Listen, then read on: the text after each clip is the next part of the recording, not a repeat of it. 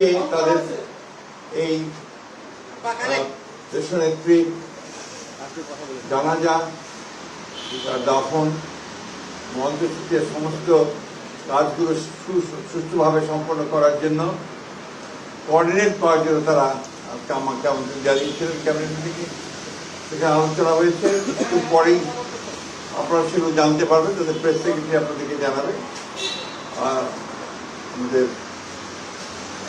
প্রধান উপদেষ্টা তিনি বোধহয় একটা জাতির উদ্দেশ্যে ভাষণ দেবেন।